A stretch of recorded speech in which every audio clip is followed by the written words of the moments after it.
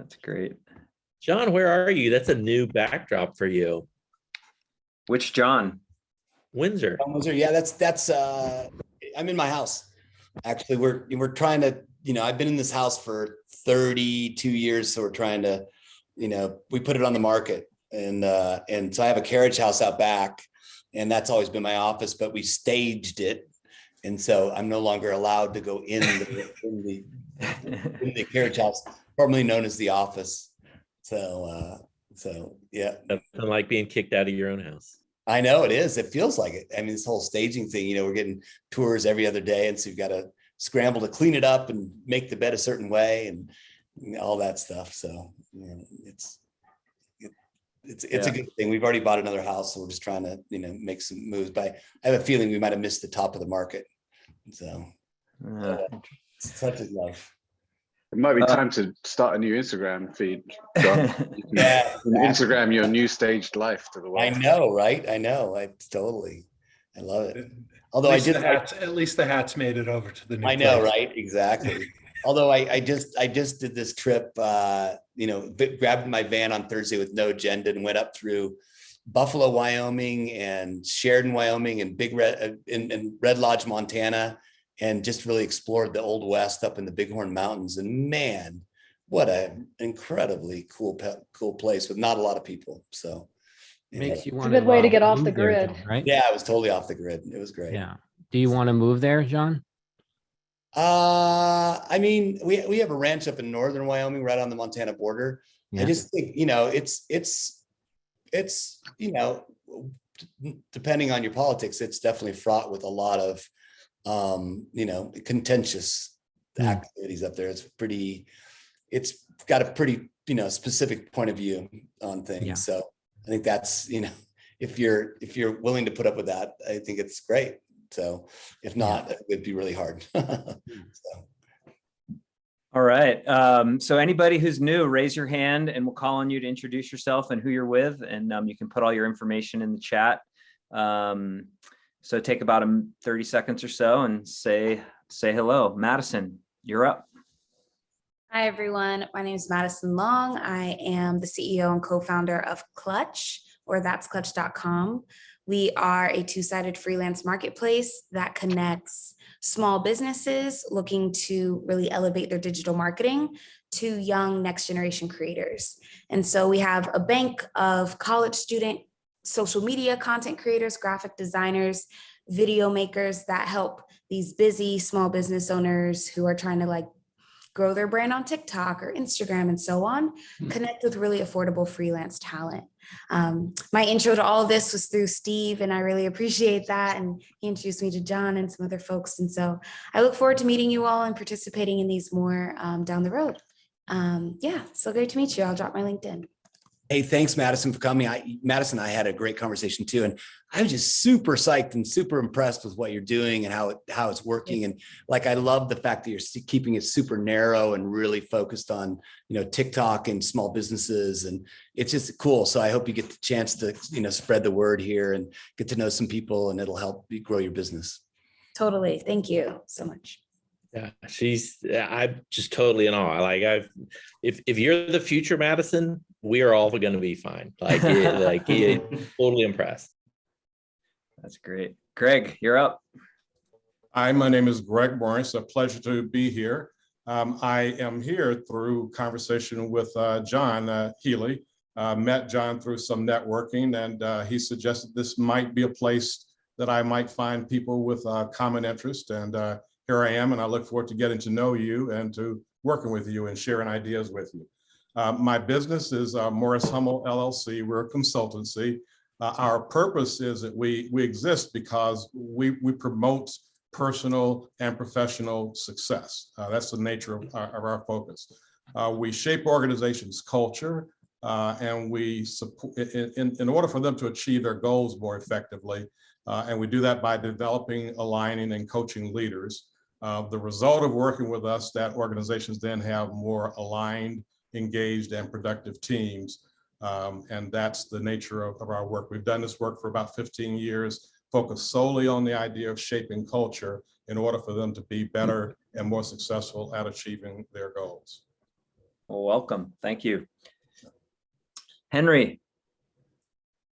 Yeah, hi all. It's great to be here. I'm from a London-based software company called Wazoku, which I think has some links and established links with the center. And it's been put in my responsibilities to really engage with the wide variety of participants here and learn more about the future of work, as well as the opportunities that our company has within that, because we do crowdsource solutions to some of the biggest companies in the world's problems, as well as expanding our product suite to really encapsulate how to deliver open talent on demand, really streamlining people's idea management services. And even just from being in the breakout room, it's really clear that everyone here is focused towards a really cool goal of connecting some more and making the networks that really will drive change in the future. So great to meet you all. Thanks, Henry. Omri, if I'm pronouncing that correctly. Oh, you're on mute. Yes, that's exactly the way to pronounce it. Thank you, guys. First, I had a conversation with John, and this is how I got to this forum. So great to meet you all. I'm Omri. I'm located in Tel Aviv, Israel. 38 years old, my second startup, and I'm the CEO and co-founder of Ubea. We've created the marketplace of marketplaces for on-demand staff. We've built the biggest on-demand marketplace in Israel. And we are now connected to traditional agencies, digital agencies, platforms in the States, UK, and Germany, and actually allowing enterprise companies to work with multiple agencies and get actually the people that they need for on demand. So this is us from Ubea. Hey, Omri, I mean, one of the things, Balaji, I don't know if Balaji's on the call, but I think one of the things I was so fascinated with our conversation, which I'm so psyched about, is it's actually something that Balaji talked about a couple of years ago. And that is like, man, who's going to help the staffing industry really, get into the kind of more open talent, digitally based platforms. And I love what you guys are doing at Ubea to figure that side of the marketplace out. It's going to help so many people kind of get to the future and help the whole marketplace. So super psyched you're here. Thank you so much. Adit. Hi guys, lovely to meet everyone. My name's Adit and I work for WorkSavvy, so I work as head of product. And I was introduced here by Barry Mayer of Open Assembly. We've created a platform to give organisations more confidence in employing and engaging with independent workers. How we do that, we allow us to collaborate and define tasks more accurately, and then we provide a number of tools to help track the performance of those contractors, basically designed to get more value from the work that they're doing. So lovely to be here and look forward to meeting everyone as well. Thank you. Welcome. Emily. Well, hello, everybody. I'm really excited to be here and meet everyone today. I am connecting to CTW via Ashley Ryle. So Ashley and I have known each other in the past, and I'm based in the Boston area. And one of the things I just wanted to share with all of you is that I am the voice of the Great Reflection and the Great Resignation. I actually most recently was a director of enterprise transformation at Capgemini Invent, and have very thoughtfully and intentionally considered how I can take this next chapter over the summer weeks to think more about how I want to dive further into thought leadership around future of work. I've been doing this for the past really 2 decades in helping clients and organizations move through transformation and change. And I really learned a lot over the past couple of years, and I want to carry these lessons forward from the pandemic about hybrid competence and hybrid workplaces, future of work, as well as what does it mean when we talk about leadership and conscious leadership all across an organization. So I've got a lot of things that are going on that I would love to sort of hear about how this might intersect with the mission of what we're doing here at CTW and what you all do. And I'm just excited to get to know everybody. Welcome. Shannon. Hello. Thank you for having me, and thank you, Link, for welcoming me to this very important work that you're doing. I'm catching up, but I'm just so impressed. I work for NCQA, the National Committee for Quality Assurance. We are the leader in healthcare accreditation. We focus on measurement, transparency, and accountability throughout the entire healthcare industry. We work with states, state contracts, federal contracts, and then of course, literally every type of healthcare organization you can imagine. And so I've been a head engineer over there for about 8.5 years. I say over there because they're in DC. I'm currently located in Denver. So anyone local, let's meet up for coffee. But I also serve on the DEI Council, one of the founding members, and also lead the LGBTQ ERG. So I work a lot with our health equity task force and getting our accreditation requirements and standards up to par as far as LGBTQ health and intersectional health issues come up. And now that we're starting to collect real data, real meaningful data, I'm really excited about this journey going forward. I am a community organizer by trade, so I don't know how to just sit down. So I also run a national nonprofit working on homeless outreach and all sorts of other things. So thank you for having me. Welcome. Krishna.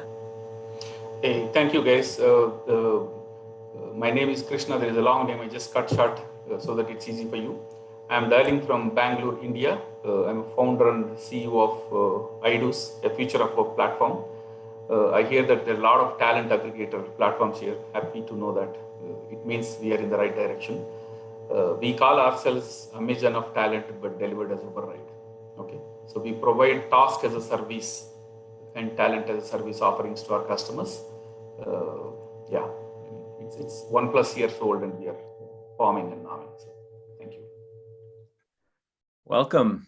Okay, well, I'm going to pass the mic off to John Healy. Cool. Well, thanks for everyone for coming in, and thanks for inviting friends and family to join this community. We got so much more to do as a group, so exciting to always see fresh faces and returning faces coming in here as we go forward. I think we're going to let Mark Hanat give us a quick view into some changes that we did with the website and some ways that we're going to start helping to promote the organization, start increasing membership across the board. Mark? Sure. Thank you, John. Great to see so many new and fresh faces. And in a sense, that's what Ashley and I, along with John and Link, have been trying to do, is to build some collateral and some assets in order to give ourselves the feedstock that we're going to need in order to broadcast and amplify the message and get more people to come along and join the community. And so if you go to the CTW website now, you'll find that there are the first of a set of about 15 tiles which feature some people who are on this call. And it's an opportunity for us to tell a brief story in terms of what it is that we get from being part of the community, why we participate. So we started by reaching out to the people who had contributed last year to the Networked Organization Playbook. There were lots of people who contributed that. We started by inviting each of them to give us a short sort of 25 words that answered one of 3 questions, one of which was, what is the value that you get? One of which was, what do you contribute? I can't remember the third question. So we've got 5 of those that are already lined up. San, we need to make an amendment to yours because I know in the interim you've changed gig, and that will be actioned tomorrow.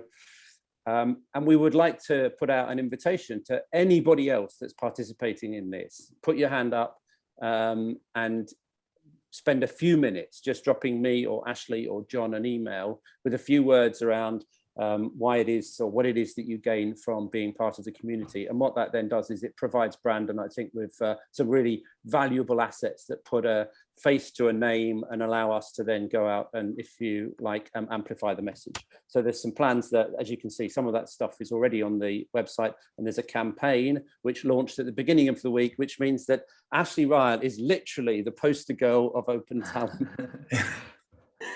I'm not sure what the impetus was to put my name first, but I'll take one for the team.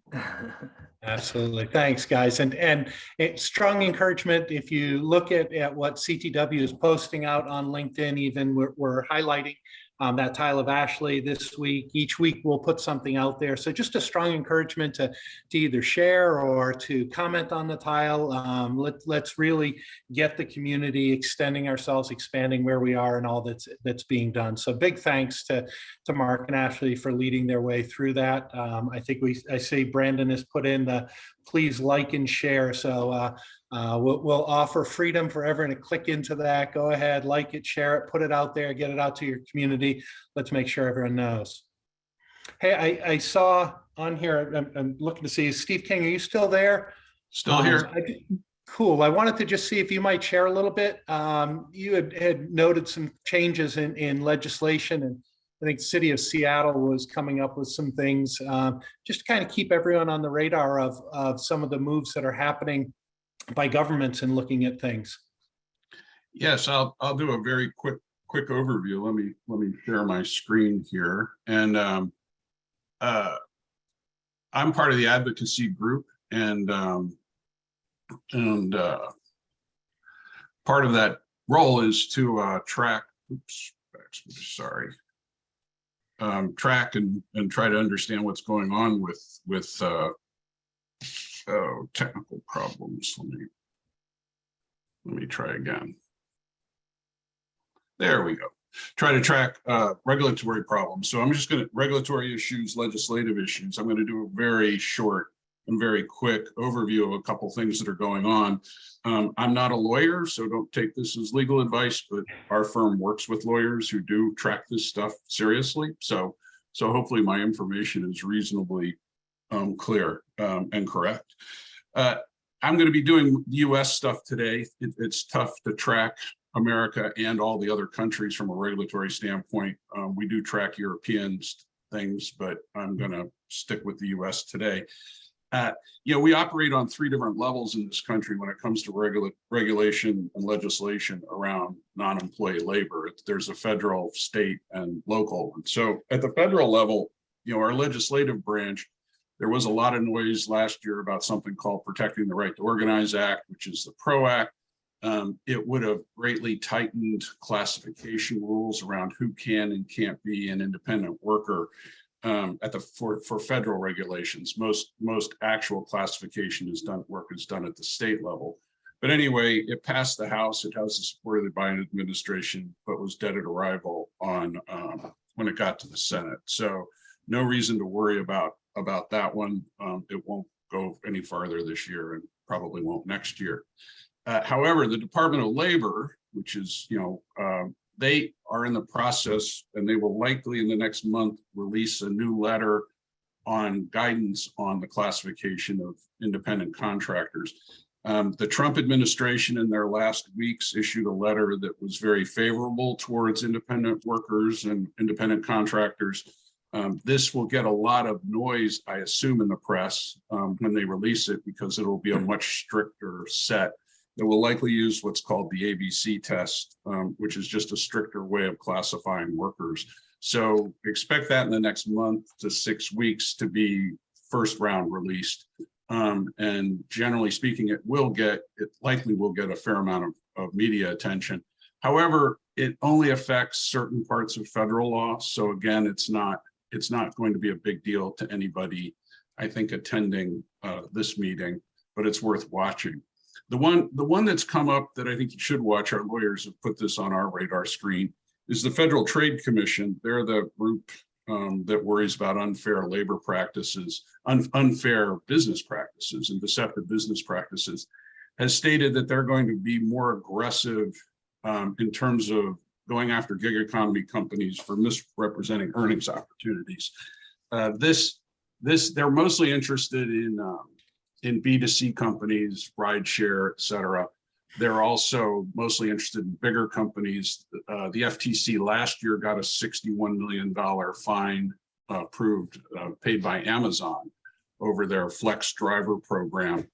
My biggest comment here is if you're using marketing or different ways to attract independent contractors to your sites, just try to be careful around your claims. The FTC tends not to go after smaller firms. They prefer the publicity that comes with bigger firms, but every so often they go after smaller firms just to show they're interested. So be aware of that if you're as you go out to attract contractors. The state and city level, there's a lot of activity going on in both places. I thought when we first talked about this, there was a lot of interesting stuff going on in Massachusetts and California, but the courts in both states have struck down ballot measures related to this topic. So actually there's not a lot going on at the state level, but in general, you have to kind of watch it. We've had Uber, Lyft, and Handy have been leading an effort to state by state to get more liberal laws. They have success in red states. They tend to fail in blue states. The US Supreme Court has refused to hear multiple cases around this just lately. I think they've been busy with other things. So there really isn't a lot to update you on the state level. I thought Massachusetts would be interesting. Seattle just passed something called their pay-up law, and cities are where a lot of the action's taking place now around worker regulations. And that requires any app-based company, well, not any, but most app-based companies to meet their minimum wage law, which is $17.27 an hour. It's interesting because it's sort of the beginnings. They already had one for rideshare, and they extended this to all sorts of other types of firms. It's still mostly around services to consumers, but a bunch of other firms will be caught up in it. And that 250 or more contract workers is company-wide. So it's not Seattle. It's if you have 250 or more contract workers on your platform and you fall into the categories in Seattle, you will need to comply in Seattle with these laws. The two quick takeaways here is most of the gig economy fights are really about drivers today, and to a lesser degree, other app-based B2C people, TaskRabbit and folks like that. But most of the people on this call are mostly serving, businesses. But the business side of it ends up as collateral damage. And that's what happened with AB5, and we're still sorting that out in California. We even had several of our clients suggest that we had to become their employees to continue working with them because of AB5, which was just about the dumbest thing I'd ever heard. Fortunately, we were able to convince them otherwise. But there is a lot of collateral damage out there. So you want to be aware of what's going on in the B2C space. And then the second level is the momentum across the country is clearly growing towards stricter worker classification rules and more regulations to protect independent workers. This is kind of a fallout.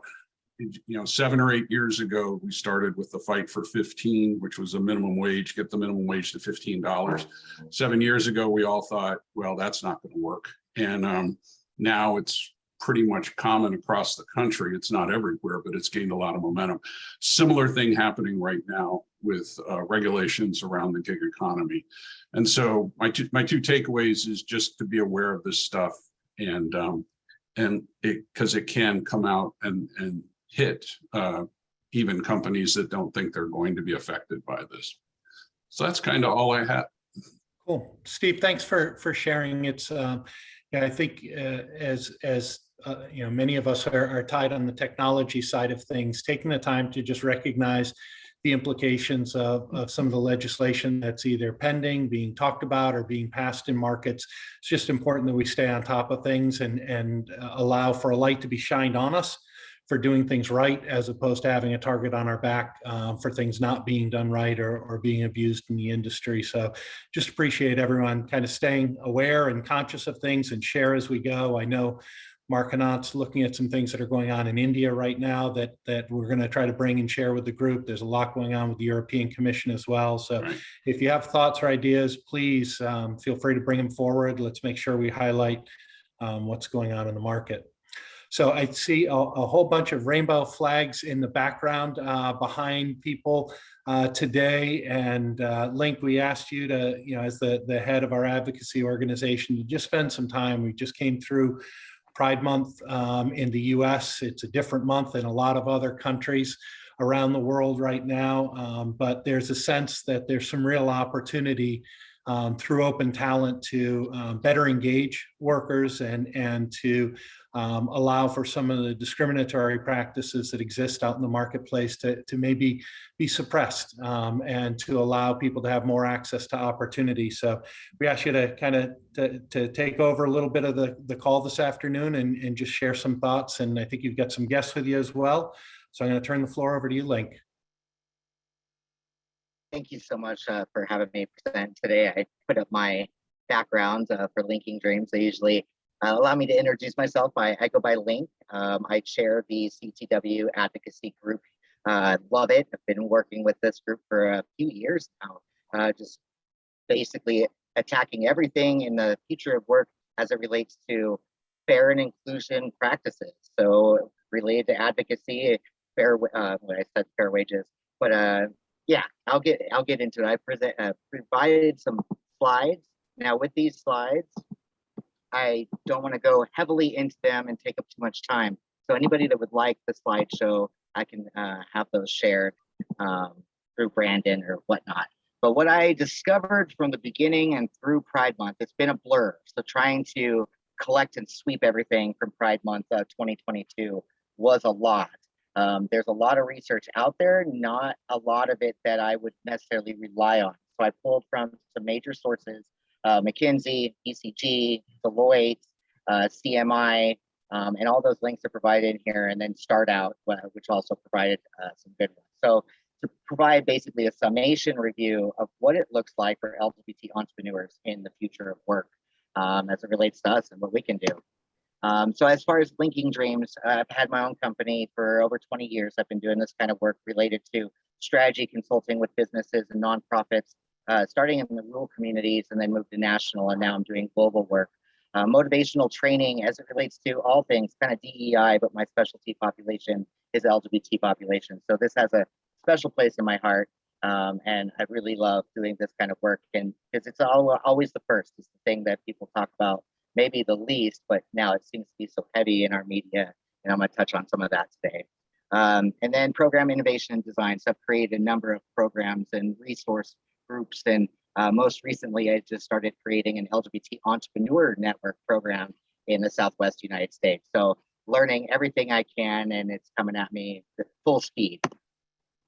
So a brief outlook of Pride Month. As you can see, this basically up here in the right-hand corner, there's this picture, and that's just one of many, many that are out there where companies have shifted and put rainbows in their labels or in their branding, and to show that they support LGBTQ. Now, this is seen as favorable by the LGBT community, but it doesn't necessarily, what I found is it doesn't necessarily mean that those companies have done anything to support LGBT on any other level. And so what this is called is pink washing. So the LGBT community as a whole has really come down on pink washing. And what pink washing is, means that companies use the rainbow to sell products or to market or cater to the LGBT community in some way, because they themselves make profit, but don't actually do anything to provide monetary support or support resources to the LGBT community within their organization or externally. So what I found on the summation of research is that LGBT people are really concerned about the lack of protections, really, when it gets into it. Are there protections for them and their partners? Are there benefits related to long-term retirement and things like that? So in the workplace, that's the greatest concern, even more so than inclusion or whether their coworkers accept LGBT, but whether or not they're going to be protected and whether or not there's going to be retaliation if they do come out. A summation of the research also shows that 30% more LGBT people are likely to work remotely when compared to heterosexual people. Most work in the gig economy. So this is a rising and increasing new factor, especially this year and through the pandemic, is that a lot of LGBT people that felt discrimination in the workplace, they were tired of bad bosses and things like that. They wanted more freedom and flexibility and jumped in the gig economy to help sustain them financially. And so we're seeing this growth of entrepreneurship much more rapidly among LGBT people because their companies already don't accept or they aren't necessarily doing what it takes. And so entrepreneurs especially are saying, we're tired. We want to create our own futures.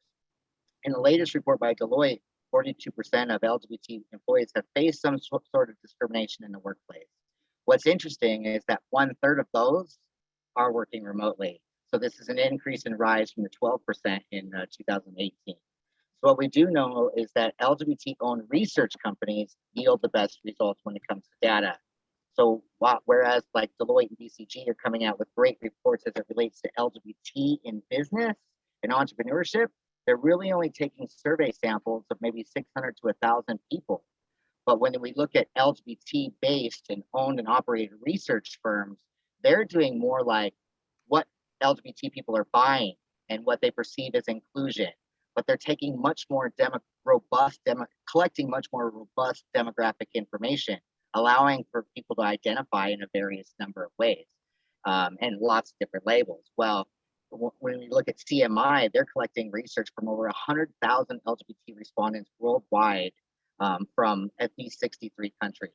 And so those are the type of organizations that now in the future, when we look at how data is being collected from LGBT, there needs to be a partnership with those LGBT-owned organizations that are collecting the data to shift more collecting really specialized information on who are our entrepreneurs, who are the people that are identified with the LGBT community and are embarking on this journey, because we don't know enough yet.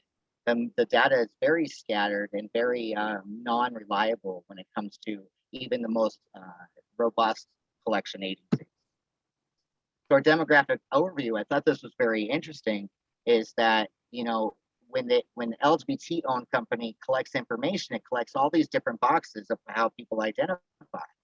So a staggering, you know, more than 50% of the CMI respondents identified somewhere as transgender, gender nonconforming, but didn't identify with either male or female.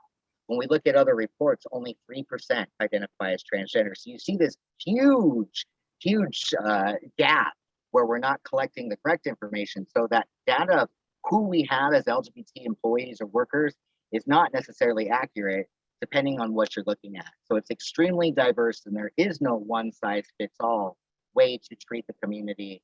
And, you know, what I want to really touch on is that what I noticed is that companies that, you know, did the rainbows and included LGBT and said, you know, we're going to support Pride Month, for example, that rainbow does not necessarily include the transgender community, and the ways that practices and things are changing does not include the transgender community. And I'll talk about that a little bit more here in a minute. So coming out, you know, in the workplace, this looks different for entrepreneurs as it does for people within the organization. So within organizations in the physical workspace, LGBT people are much more likely to be out because they're in person with their coworkers and they want to put a picture of their partner on their desk and they want those visibility factors.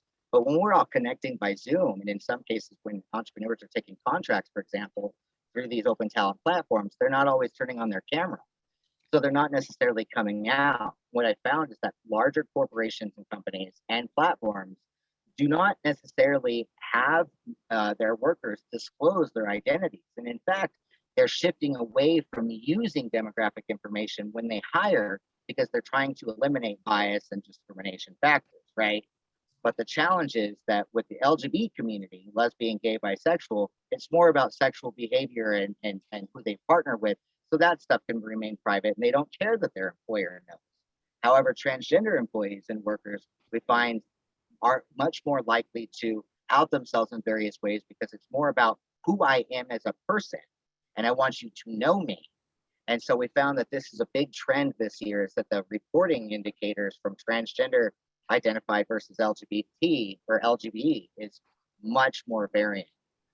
So more than 70% of LGBT people come out within their hiring process or first year, but many people are still afraid to even be out or will lie and omit that information.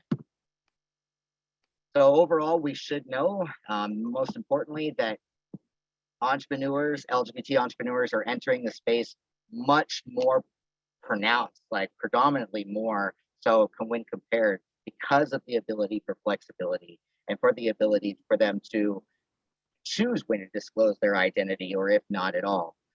So they're much more likely to start their own businesses related to passion economy or creator economy. So they're creating their own brands, they're creating their own.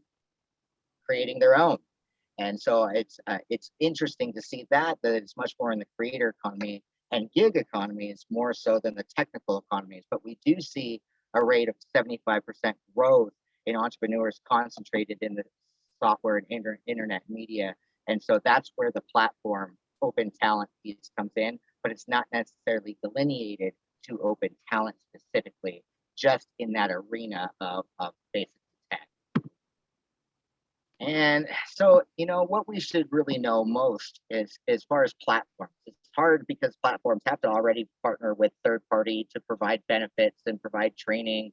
But what we really see successfully happening among platforms is that they don't just use a rainbow indicator for their branding, but they go that extra mile by providing links in a tab in their website to resources or co-working spaces or entrepreneurship spaces.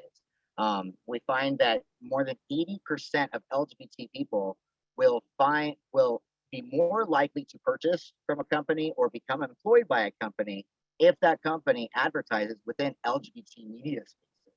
So not just average putting a media out there and saying we're inclusive, but actually participating in LGBT media.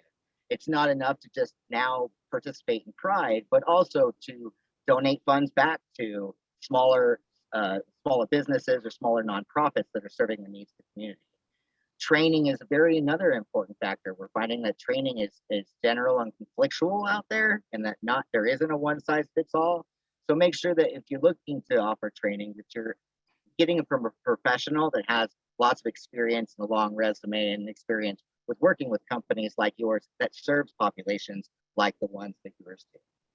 If you're unable to host your own groups and social groups or EIG networks, then partner with those that do, so that those LGBT people, they may not be identifying in the hiring process, but they are looking for social outlets, professional outlets. So as we see the rise and increase of entrepreneurship among LGBT population, we're also seeing the rise and increase and demand for professional spaces and collaboration spaces where people can be out and be their authentic selves.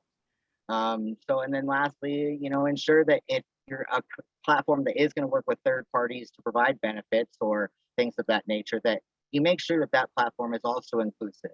And the most important indicator among the LGBT community globally is that that third party isn't donating money to politicians that are writing anti-LGBT bills. So that seems to be really, really important among LGBT entrepreneurs this year. So that's a little bit about some research, and I wanted to open up the floor. We have a few minutes, and I invited Shannon. I see Shannon here, and I see Eliana here from Workana, and I'd love to hear just everybody's thoughts on, you know, what you're seeing out there. And you know, it's hard to cram in a short amount of time because the community is so diverse. But what did y'all think? Yeah. Whoa, is that me? Sorry. Thank you so much for sharing that. I actually took screenshots of every slide and already sent it to my team because we've been doing a lot on social. Our social media manager currently is a non-binary queer person who is also Black and young and speaks a lot to kind of this experience. And we hosted a live to talk about it with other content creators that are also in the community at the end of Pride Month. But what we found is a lot of this without all the data behind it. And as we're connecting small businesses who might have really cool brands to creators, we're actually getting a lot of these small businesses who are frustrated leaving their marketing agencies and saying, hey, it's run by, you know, a demographic that just doesn't represent the customers we want to represent. And they're coming to us and specifically asking for queer content creators to represent their brand. And that was something that, you know, we love, but we just didn't expect. And we're like, okay, how do we onboard freelancers in a way that is obviously not trying to out anyone, but also saying, hey, we want you to show up as yourself, because that will help you possibly get placed with businesses that are looking for folks like you. So it's something we're trying to think about more now. So I just want to say thanks for sharing, and yeah, I would love to chat more possibly. Thank you, Madison. I did see that most importantly among LGBT entrepreneurs is that they really wanted companies to really work with LGBT identified. And there is a growth in rate among LGBT marketers that are actually branding their own companies and catering specifically towards other LGBT small businesses and entrepreneurs. I Yes. love seeing that. That's been a growth. Definitely. Thank you. I'll jump in real quick. I know we're getting close to time. I have lots to say, so I'm just going to drop a link in. You can read more. Working in the healthcare space, we've been working around a number of barriers and a lot of gaps in collecting data the same way, standardized, even, whose best practices do we go with? I mean, it's now with DEI, it seems like it's the new buzz, and hopefully it's here to stay, and I'm thankful. So I'm hoping we just keep this momentum going and keeping these discussions alive beyond just whatever Pride Month of our state or country. What I will say from a healthcare standpoint, we are working diligently on our healthcare accreditation standards and measurement collection, right? Taking sex out of it and normalizing terms like cisgender, realizing that we need to remove all specification to the term woman when it comes to reproductive health care, things like that, removing fixed prefixes for folks coming through for applications for their healthcare types of programs that they're coming through for. This is a big one. And this is just coming from our ERG. We weren't even collecting this data from anyone else, where our biggest barrier is finding an LGBTQ friendly practitioner beyond just mental health. So if they put in the field, great, but like we really need to be emphasizing collecting that one criteria, hence why we should be able to search for it. We can't search for it if there's no criteria there.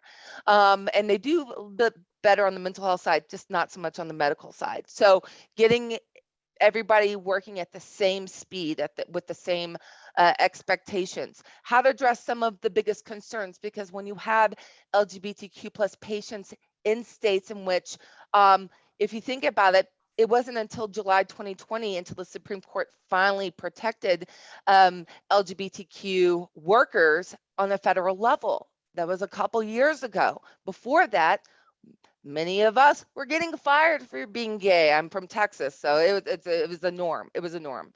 And so you've got folks coming from states like that that don't feel comfortable divulging any information because it's only been used in retaliation in the past. So what we're trying to do is help guide organizations with the partnership of Fenway Institute. They have been phenomenal in helping folks know, why are we collecting data? Why is it important? What are we doing with it? What do we hope to do with it? Improve the quality of care. But there is no retaliation that can be done despite what is happening on a state or national level. So those are just some things. I'll drop a link in. It was a blog that NCQA just published. So feel free to invite me back. But if you want to connect with me on LinkedIn, we can have a discussion sidebar, because I'm curious what other people's experiences are.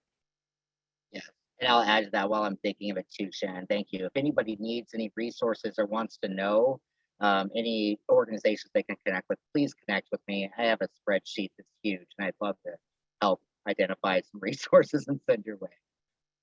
Thanks, Chris. I'll connect you on that. In fact, Chris, are you able to share the deck that you shared today?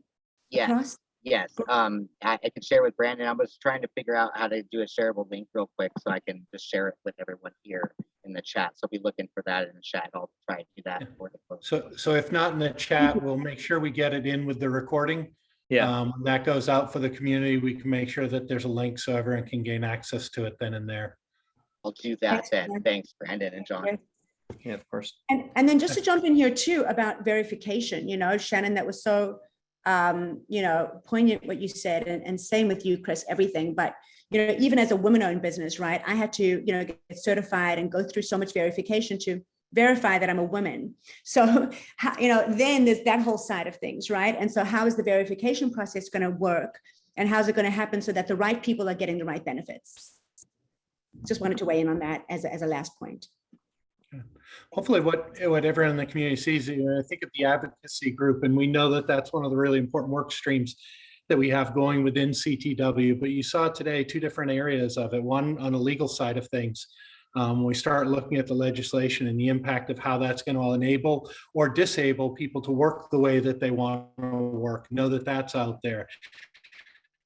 Have a nation and fairness and equity that comes out and certainly provides a big component of that in the course of the last month and throughout the year as we go forward. So I know Link put a note into the chat to sign up, join into the advocacy group, spend some time with the team so that we make sure that we can continue to promote ideas that help enable people to work the way they want to work, to enable the open talent community to really grow the way that it has been. So we encourage you guys to stay active there. Also saw Hannah Young from CXC popped in here. CXC has stepped up, joined it as an organizational member, and Hannah's going to help us as we look to formalize the standards work stream. So starting to kind of take some of the momentum from one of the previous calls to really think about how we start formalizing those aspects. So Hannah, we're excited to have you on board, and we're going to work our way through that. And we'll be, making a call for volunteers to engage with everyone as we work on that, both on the legal and regulatory standards, but also what are good practices and standards that we want to see within the community and promote and look to advocate for. So lots of fun things that are out there. I guess a couple other things I just want to close with. Some really fun conversation over the last couple of weeks with World Bank. Tom Matthews and I were on today. They've got a remit to do some mapping of all of the platforms in the marketplace. And their research is really focused, similar to ours, on the higher end market as opposed to the driver and transportation segment of the market. But they're specifically focused into some of the more, outside of the US and the UK, less developed marketplaces. And working their way through that. So Tom and I will be spending time working with them on that, looking at the platforms. If you've got exposure to other markets and geographies, I know Kyrillos, I saw you on here earlier. We connected them with Kyrillos, who's done some research into the Egyptian marketplace and looking at some of those that are out there. Velocity Network Foundation, who's been a good friend and partner of CTW through the years, has their in-house meeting next week in New York City. I'll be fortunate enough to have Jeff Schwartz, who many of us have gotten to know from his time with Gloat and with Deloitte before that, on stage, along with Dan Beck from Utmost, who's a recent member into the community. We'll also have some folks from IBM and some folks representing the metaverse who will be coming in to talk about what we can do now that verified credentials and digital wallets are becoming a norm inside the marketplace, what new opportunities are out there.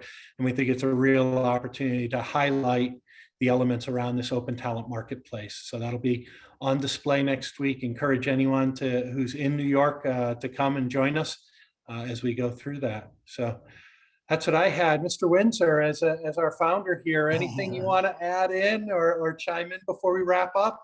Yeah, thanks, John. I appreciate that. I think that, and I appreciate sharing the news about all the momentum. I thought those conversations with World Bank were really interesting, and it's really cool. I mean, I think one of the things that I'm finding hard to do is keep up with all the good work that everybody's trying to do out in the world, right? There's so many really interesting things. And I know Barry's been in touch with a lot of, governments around the world who are trying to set up new ways to not only create, freelance policies, but also attract freelancers to live in their country and do remote work and things like that. I especially want to thank Link as well. And thanks for being not just this today, but just also the great work you do in advocacy. And I had this interesting experience that I talked about earlier today that just blew my mind. We have a ranch that's 80 miles to the closest town up in kind of northern Wyoming, right on the Montana border. And it's been really difficult to get connectivity there for years and years and years. We've had a really shitty, Hughes satellite dish that was not synchronized. And so it's a family place. My dad got a new Starlink satellite dish and put it up. And I got to tell you, it's a better connectivity, not only for cell phone calls, through Wi-Fi calling, but also for Zoom calls than it is here in Boulder. So you get the sense that there are these kind of, tipping points of technology that change everything. And I now see that Starlink is actually offering a service where you can buy one and put it in your van, right? So that it could be a $25 extra a mobile- month. Yeah. What's that? Did you just get one? $25 extra a month. I said, Right. well, I really could work anywhere. I know, right? I know. And so, we're talking about it because my sense is that's a global program. We're talking about remote work just being, again, more friction taking out of the system so that all things we're really, passionate about can be achieved. So I think, this is only the beginning of a lot of this stuff. And so I so appreciate and love this group and love the thinking and the diversity of comments and, the fact that we're allowing for so many different points of view as a community to come through and be supported and try to figure this stuff out together. Because only through doing this together in a global fashion will we be able to kind of make this happen. So thanks to everybody. Back to you, John. Hey, just thanks to everyone for joining today. Stay engaged, get out there, let us, help us amplify your voice. Let us know if you've got new things that are coming up, if there's new research you've seen, if there's a story or a message that needs to be shared within the community. Let us know, bring that up so that we can help get it out there. And we'll look for everyone to like and share Ashley's, our poster child girl. for open talent this month, and encourage everyone to do that as we keep going. So fun stuff ahead, everyone. Thanks for joining today. Thank you, everybody. Thanks, everyone. Love you. Bye. Take care. Bye-bye. Thank you. Bye. Thanks, everyone.